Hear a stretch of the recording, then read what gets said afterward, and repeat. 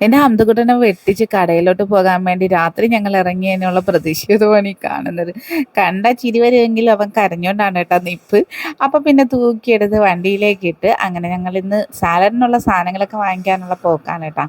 എന്നെ ഇവിടെ കൊണ്ടുപോകാനായിട്ട് ഇക്കാക്ക് പേടിയാ. കാര്യം എന്താന്ന് വെച്ചാൽ ഞാൻ അതിനകത്ത് പോയാലും മറ്റേ എന്താ പറയാ ചക്കക്കൂട്ടാൻ കണ്ട പിള്ളേരുടെ അവസ്ഥയാണ്. ഞാൻ അതിനകത്ത് നിറങ്ങത്തുമില്ല, കൊട്ടമൊത്ത സാധനമാര് നിറയ്ക്കുകയും ചെയ്യും. അതുകൊണ്ട് പ്രത്യേകം പറഞ്ഞിട്ടുണ്ട്, ആവശ്യത്തിനുള്ള മാത്രം എടുത്തിട്ട് വന്നാൽ മതി, ഒരുപാടൊന്നും വലിച്ചു വാരി പെട്ടി നിറയ്ക്കാൻ നീ നിൽക്കണ്ടാന്ന്. അങ്ങനെ ആദ്യം റാഡിഷ് കൈ വെച്ചിട്ടുണ്ട്, അതുപോലെ തന്നെ ബ്രക്കോളി എടുത്തിട്ടുണ്ട്. ബ്രക്കോളി കൊണ്ടുവന്നിട്ട് ഇതുവരെ ഒന്നും ചെയ്തിട്ടില്ല എന്നുള്ളതാണ് സാരം. പിന്നെ കോൺ എടുത്തപ്പോഴത്തേക്കും അത് കേടായി കിടക്കുന്നത് കൊണ്ട് അതിൽ നിന്ന് രക്ഷപ്പെട്ടു, അതവിടെ വെച്ചിട്ട് പിന്നെ കുറച്ച് പച്ചക്കറികളും അതും ഇതൊക്കെ വാരി നിറച്ച് സഞ്ചി എന്തായാലും ഞാൻ ഇന്നും നിറച്ചിട്ടുണ്ട്. അപ്പോൾ വെളിയിലിറങ്ങുമ്പോഴത്തേക്കും അറിയാം വായിലേക്കുന്ന കേക്കും ആവുമെന്ന്. അങ്ങനെ നേരെ വീട്ടിലോട്ടാണ് പോക്ക്. അപ്പോൾ ഇന്നത്തെ പർച്ചേസിങ് വ്ളോഗായിരുന്നു. അപ്പോൾ tata bye bye, see U.